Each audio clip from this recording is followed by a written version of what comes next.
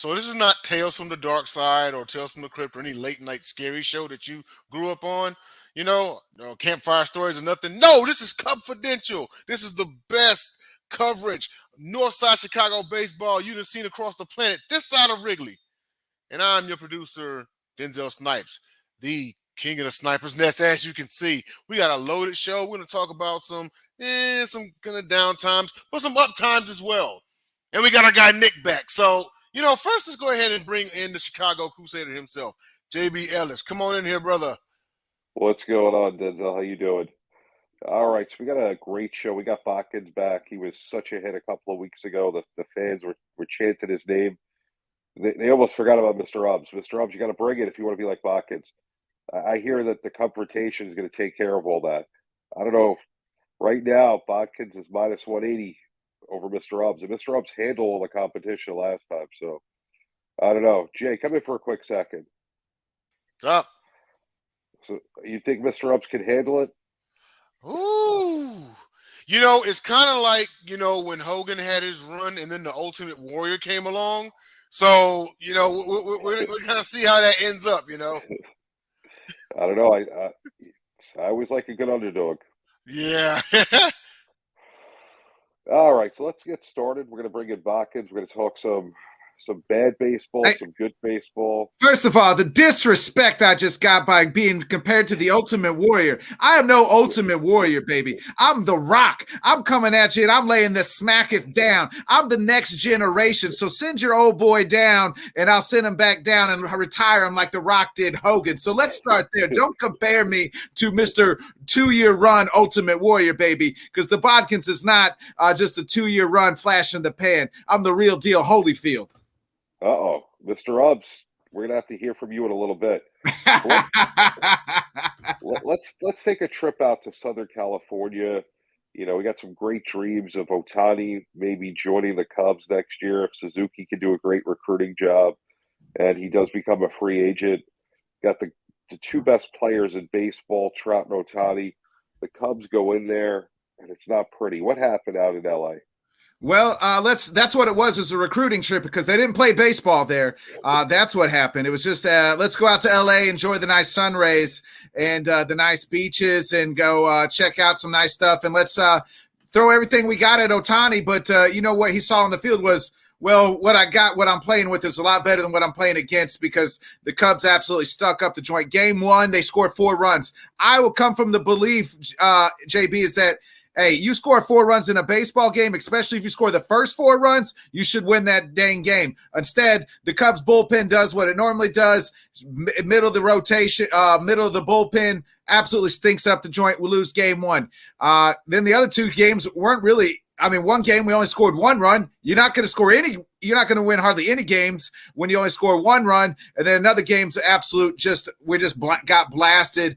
That's what happens when you're throwing out Talion and I think Wisniewski pitched in that, or he pitched the next game and the last game of the Giants series. But anytime he throws out, he absolutely stinks. That's right. That's what Talion. He's a big old turd.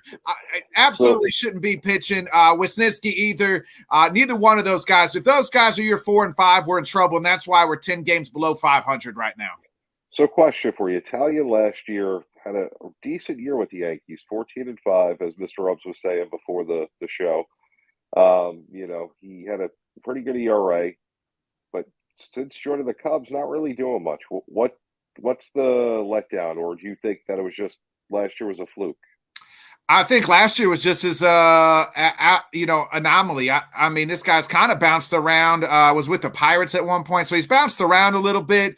And the Cubs just, this is what they do. They try to find cheap guys and reclamation projects. He had a decent year last year, not great, but decent. You were hoping maybe he could continue that success, but it has not worked out well. And we're just kind of stuck here with him, unfortunately. And if he would be our 5th pitcher instead of our 4th and sometimes 3rd pitcher, we would be better off. Right now we're missing Justin Steele because he's on the IL, I guess is what they call it these days. So, and now we're kind of stuck with these mid-rotation guys. They're more up than what they should be. Talion probably should be fifth, and then that way, if he does have a good start like he had last night, you're going up against their fifth guy, and your fifth guy, you know, it matchups a little bit better. But when you're making him be your third or fourth pitcher, it's not working out too well. And what do you think about Wisniewski? I mean, you don't sound like you're too high on him. From what I've seen, he seems like he just loses focus. He has some good stuff, but he just can't put it together for a long time at a start. He's going through some growing pains. Maybe you move him to, you know, a rotation, a bullpen, and kind of be a gap guy, right, where he can only pitch 2 or 3 innings, because, you know, that seems where he has it. But then after maybe the second 2 innings, man, it just kind of falls off the cliff. He's going through some growing pains. He's you know, is a rookie, but he's just not. It just hasn't clicked. He needs some more time, I think, to develop, because it's just not fully there yet. Yeah, I mean, there's a lot of good pitching down in the farm. I mean, from A-ball all the way up. So, I mean, it's not a horrible thing if they don't accomplish what they want to accomplish this year with these 2 guys.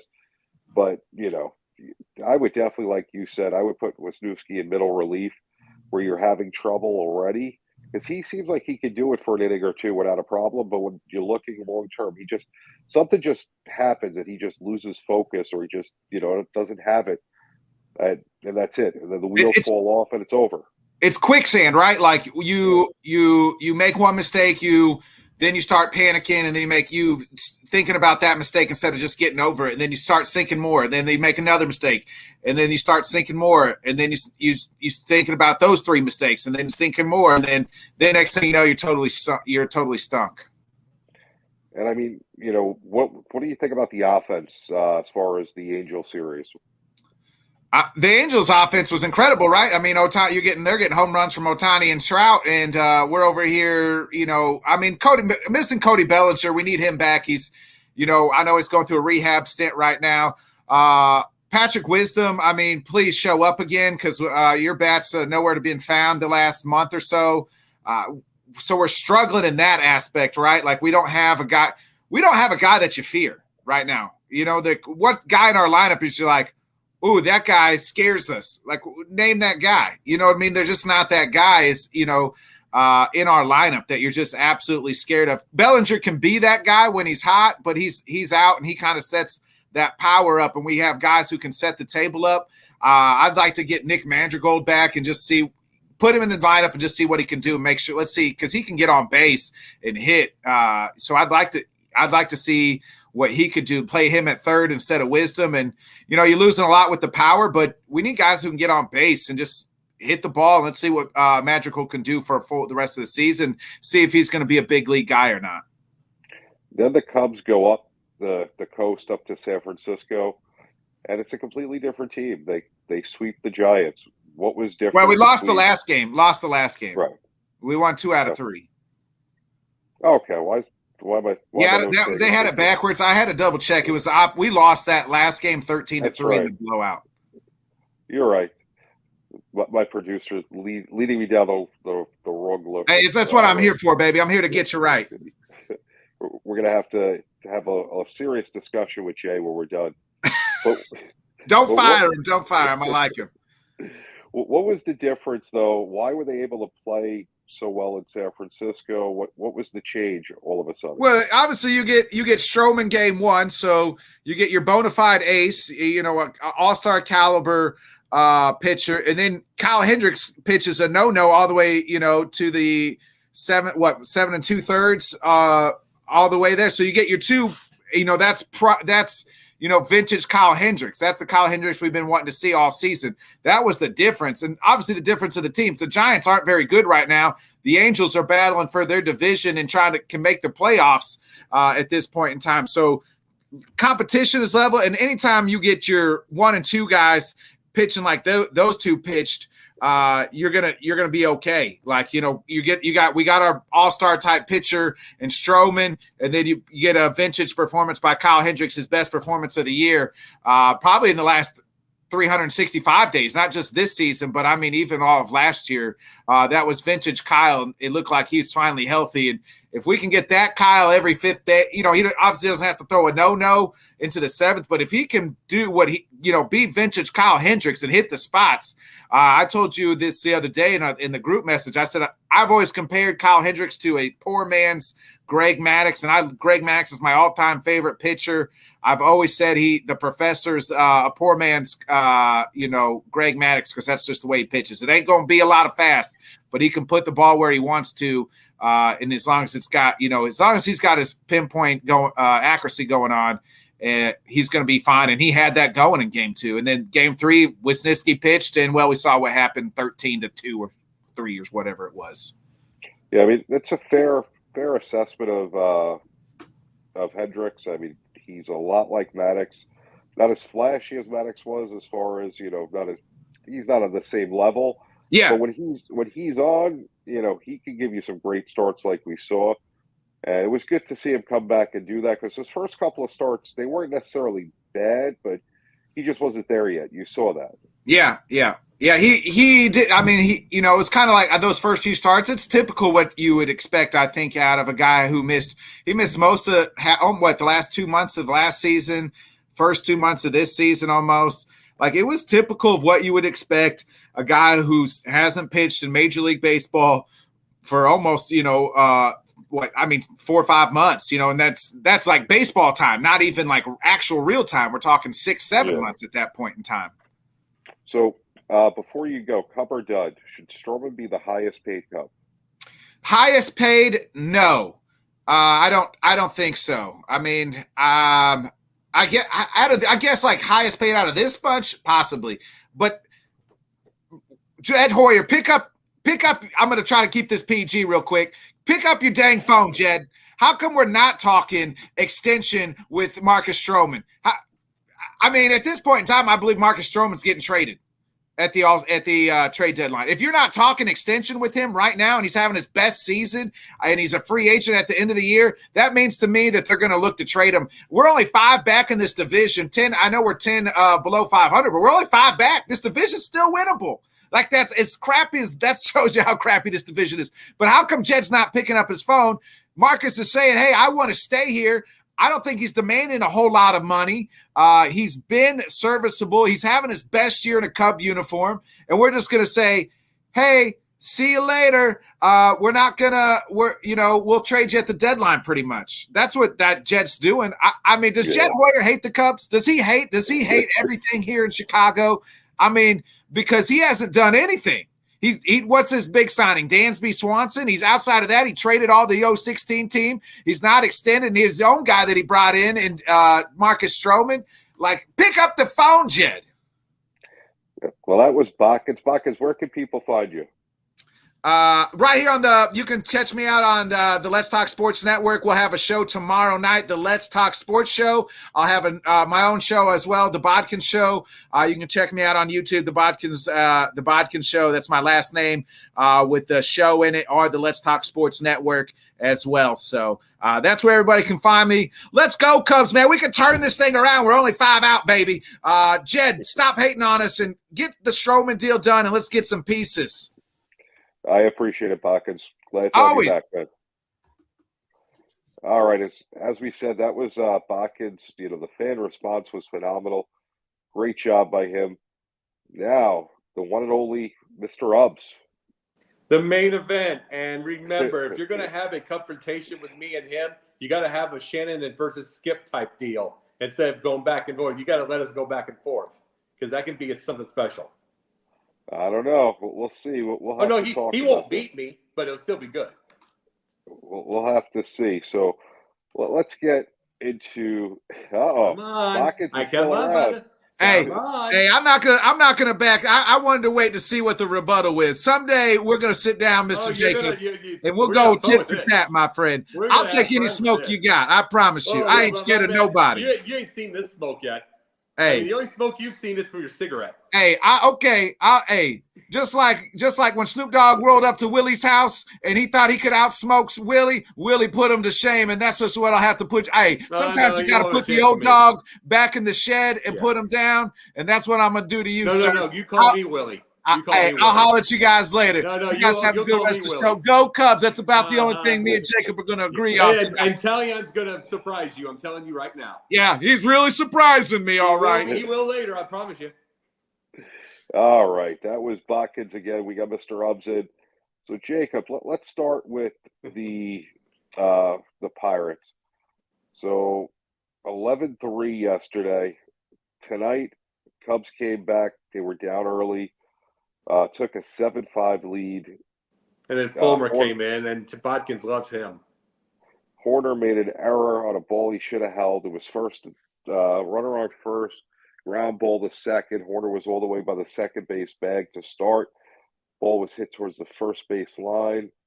Made the play, but then he went and threw it when he should have held it. Runners on second and third. They gave up a run, 7-6 right now. Tell us what you think of the Cubs against the Pirates so far. Well, what's shocking me is the fact they got 11 last night. I mean, some runs late, and then they got 7 now. That doesn't ever seem to happen. It hadn't happened for 3 years. They're actually scoring after they've gotten it. You know, I mean, they're scoring after they've gotten 1. Usually it would take about 4 games before we get our bats back again, but this is a good little deal. I like to see this. As far as Morel, what do we say with him? He loves to have fun. He loves to have fun. He loves this game. He's exciting. And he is. And one thing about Botkins, he's correct. We don't have a lot of scary ones, but Morel can be the scary one because he has a belief he's going to jack that sucker anytime he wants. And he has fun doing it. And he hustles up the line. And he does. He's that type that you want to see a Game 7 Grand Slam to win the World Series for the Cubs. Within a year or two, I think he's going to be, the guy. Yeah, without a doubt. But I'm saying you want to see him be that guy that gets that game-winning home run in the World Series because he has so much. Because he'll treat it. Gives you a game 42 against the Pirates or something. He'll be that excited, and just imagine what he'd be in the World Series. Oh, I agree completely. So, I mean, bottom of the 8th right now, 7-6, leadoff single for Holderman. The Cubs got a single. Okay.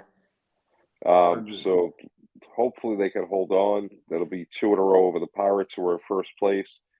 How important is it right now coming home after an okay road trip and, winning these first 2 games? Oh, it's huge because the shocking thing about it is that the Cardinals aren't making their move, which gives the Cubs that hope. The Pirates aren't playing well. So it's like, I mean, the thing about it, I heard Ali Marmol say, we got to start swinging back when we get punched in the face. At this point, he's got Andrei Arlovsky's chin and he gets knocked out every week. So I'm like, he's getting his butt kicked. But I'm like, the shocking thing is the Cardinals aren't making that move, which opens it up for the Cubs. And the Pirates just aren't good enough to withhold this. So this is the Cubs' chance. Yeah, no, I definitely have to agree with you on that. It's definitely interesting to see it. I mean, the Cardinals are in last again. The Pirates holding on to first place. Milwaukee's in second. It's a very interesting division. First and third now with no outs at the bottom of the 8th. That's good. Get an insurance run. Horner just got a single. Well, they're a fun team. I love this lineup. I do. I just do. It's one of my. I've always said they have the lineup and the pitching to go somewhere. They're a manager away. Yeah. Now let's talk about Bellinger, who's set to start rehabbing his knee down in Iowa. How important is it to get him back into this lineup as soon as possible? Depends. I mean, if he's like he was when he was hitting in the first place and he started hitting, we absolutely would need him. But let's hope. See, what I hated about that injury was the fact that he went 3 years of terrible hitting, and he finally figured it out, and then he gets hurt. So, is he going to get rusty again and then bring his average down again? That's the question. It's like this was not just a back and forth. This was 3 years of terrible hitting, and he finally broke that thing. Got about 270. He got that was about 270, and then he gets hurt. And I'm like, you talk about bad luck with something like that. He had 3 years of struggle, and he finally figured it out. But then you can get rusty really fast when you're injured. Suzuki just doubled, 2-run score, 9-6, no out. Boy, the Cubs are nailing it. And that's the Cubs are nailing that, and that's the point. They're actually hitting after they get 11, so good for them. All right, so let's go on to the hot Cub time machine. Oh, actually, let's talk about outside of Wrigley for a quick bit. Yeah. What happened in Oakland last night? The A's are a 7-game winning streak. They beat Tampa. They had a little rally to try and save the team. You know, and they had about 30,000 fans in Oakland in the stadium, which for Oakland, that's, you know, like 100,000 in any other stadium. What do you think about that situation? They're not going to stay there. That's the whole point. That's wonderful to see that, but they're not going to stay in that. That's a huge stadium, and 30,000 still. 30,000 don't get empty seats still, but it's still nice compared to their little 30 normal 2,200. So it's, I mean, oh yeah, and see that's what the Cubs do. That's what the Cubs do when they're hot. They attack early in the count. Then they forget about it when they're cold. But let's just hope they stay hot. But the whole thing with the A's is, I think it's over. It's over. They've lost every team in 10 years, and I think this is the final one. It's just not the city. The city's not safe. It's the grease fire. Their leaders are nuts. They're lunatics, and it's like and there's a reason they've lost everyone. Is it unfortunate for the sports fans? Absolutely, but it's going to be terrible for the city because what is there to do if you can't go to ball games anymore? Hop over the bridge to San Francisco and pretty much see a Giant game. I mean, well, I'm just saying for their own city, it just means you're just going to lose more people in Oakland. Yeah, I mean, I get not wanting to spend taxpayer money to build a stadium, and I get an owner not wanting to put money into his team when nobody's going there. That guy doesn't put his owner to fix his toilets. He doesn't put money for anything. But this is where Manfred needs to step in and say, you know, you have to invest in your team. There has to be some sort of minimal investment. You know, you can't do this year after year because this is why you don't have fans.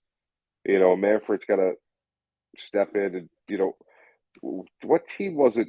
I forget what it was back in the 90s, early 2000s when they made the team sell it back to the league. I want to say it was in the NBA. One of the NBA franchises, I believe. It definitely wasn't. No, because the NBA. I was thinking for the second Clippers, but no, that was Ballmer. Oh yeah, no, but one of the teams they made him sell back to the league, and you know they ran it for a while. It was in the NBA, I'm sure. Yeah, and you know maybe something like that may not be something that needs to be done in Oakland. You know. Well, the thing about it is the fact you got to remember you're not only when I said he doesn't spend money to fix his toilets. Of course, I mean that can be an exaggeration, maybe not, but got to remember that there's got to remember by itself there's rats. There's rats in when you're broadcasting in there. There's rats with you. They have rats in those little places. He's not doing anything, and that's the point. And it's like literally, this is. I brought this part up the other day of one of the shows. This is Rachel Phelps from Major League Two. No, well, not even Rachel Phelps. That was actually a looker. I mean, it's Roger Dorn from Major League Two. It's Roger Dorn. It is they have no money. They don't have the thing. They have no reason. So they can't. And they're going broke. So that's what that is. It's just a shame. It wasn't rats. I think it was a possum. That was in the visiting booth. SNY. Well, it's basically Bad News Brown back in the '80s, picking calling it big time rats. There was a possum in his hand. Yeah. It's crazy to think that they allowed this situation to get this bad. Shame on the politicians in Oakland. Shame on the owners in Oakland, and shame on Manfred for not stepping in and getting this done rather than rush to move a team to Vegas where you want to have another city. Well, I'm saying it's a lunatic. I mean, they're lunatics, and it's like it's this select, and we're getting to the point where it's most of the select few. No, for sure. So let's go to our hot Cub time machine. This is Cub versus Cub, Zambrano versus Sandberg. I'm not sure about this one. I know my answer, but I want to hear from you. Home run for Sandberg. I love Zambrano, but Sandberg. You got to remember the home run off Bruce Sutter, the fireball Bruce Sutter was just that wasn't the first time. He loved home run. He loved fireball pitchers. Loved them. It went out faster. For Sandberg. He was a really good. You got to remember he was a 285 career hitter, and he could hit power. He could hit the fireballers. No, for sure. I'm with you on that. I mean, Sandberg to me, his home run was much better than a Zambrano K. Both Well, both great Zambrano would have Cubs, probably but walked him too. That's like to try to stay away from him. yeah. All right. So Cub or dud? The extension talks with Stroman. Should Stroman be the highest paid Oh, the Cub? Cub. Yeah. Oh, I mean, being the highest paid Cub, yes, yeah. And it's like if you're going to keep him, I mean, there's no other way. There's no other way right now. And got to remember this: what we saw with Stroman and then Stroman and Hendricks was my dream to see back to back. They finally got their first back to back win since they've been together, which is what I wanted to see. Right. And if they can continue this week after week after week and they start getting wins, it's like you don't want to lose that, especially when a division that's winnable. Well, it comes down to do you think you have a shot to make the playoffs, which yes, in the Cubs case, the only chance they have is to win the division. They're not going to make a wild card. I know that. So it comes down to you buyers or sellers at the trade deadline. It's got to be buyers. I'm going for it because I don't know what Jed Hoyer's going to do, but I'm going for it. The one reason I'm going for it, like I said, Milwaukee's. I'm just putting that with them. I'm not going to think much with them. I just think it's inconsistent. Cincinnati, and the Cardinals not making the move. That was absolutely what I expected. So that danger's out. So you're going after. I'm going to go for it. If you don't have that extra danger of that team that's always there, go for it. And you have the pieces in the minor leagues to make trades to bring somebody. So if you want to make a play to go for it, you have the pieces. If you want to sell, you can build up your future. So I get it. I get either way. It's just the only way that they're doing it. It's not like, it's the Yankees where, all right, you may win the division, but you're definitely going to get a wild card, even though Tampa Bay's having a phenomenal year. So I'm not going to say that they're going to win the division this year, but it's more plausible that they could do either one. Where the Cubs are far enough back that they're not going to make a wild card. 10-6 now. Suzuki just but scored. here's the thing with this. Jed Hoyer, you don't trust Jed Hoyer. I mean, to tell Jed Hoyer, yeah, you can trade off some of your prospects, go get blah, blah, but you can trade off your guys and get prospects and blah, blah, blah. Oh, he'd love that. It's easy for him. Bodkins was saying tonight he doesn't know if Jed even likes the Cubs. I mean, there's been people saying that. But look at this thought process. Just think of the thought process for a second. Hold on. But I'll say it real quick and we'll go. It's like, just think of this thought process for a second. If he doesn't like him, why in the world do you trust him with that? You got to go for this right now anyway. So, Mr. Christner, the pundit's pundit, where can people find you? Sundays, Sunday is Basket Bros. Mondays, Pundit Views. Wednesdays, the three shows, Pundits, the Sports Exchange, and this one. Once in a while on Fridays, just depending on which. Saturday night's got a new show, Inscriber Magazine Radio with Scott Telefov. And then I'm doing a few other things. Well, Mr. Pundit, it was a pleasure. I can't wait to see you and Bodkins go at it. I'm just going to sit back. Oh, he's going to lose, but it's going to be fun. Me and the producer man behind the scenes are going to sit there with some popcorn and watch. But till next week, we'll see you. Have a good one. Good night. And this has been Cubfidential.